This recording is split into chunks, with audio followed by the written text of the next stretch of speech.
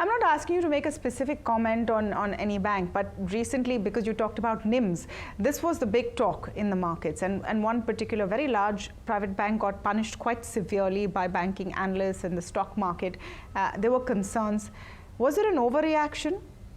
See, I don't want to comment on any bank, but if I were to look at any particular bank and see whether it has been punished or whatever the market does, I would look at, is there anything fundamentally wrong which you need to punish? I don't see anything fundamentally wrong. So I think a lot of things are probably not understood by the analysts in terms of or people who then decided to, because there's nothing fundamentally wrong with any bank in India, as I see.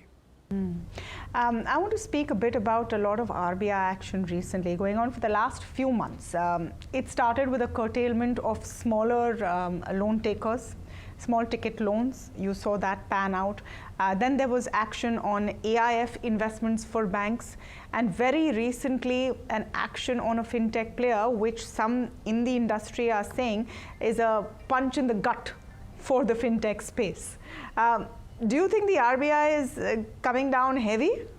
No, again, I don't want to talk about any specific case or events which are specific, nor of regulatory action. But I want to talk about it maybe at slightly from a distance, as it were. Sure. See, I've been in a regulated environment most of my career, at least since I assumed leadership roles in a bank. The regulator in India, to me, is laid out things very clearly, and it is for you to follow what has been put down and operate within the guardrails that have been laid out. Now, this is necessary because ultimately the regulator is overseeing the health of the system and the saver's money. So anything that is then out of line, action needs to be taken. So I would see regulatory action that is taken in the last 6 months or whatever, consistent with that policy. And the key is the trust that the saver has imposed in the regulator, and consequent to which he has put money into an institution.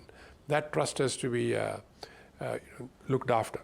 And I think this is what drives all regulatory action.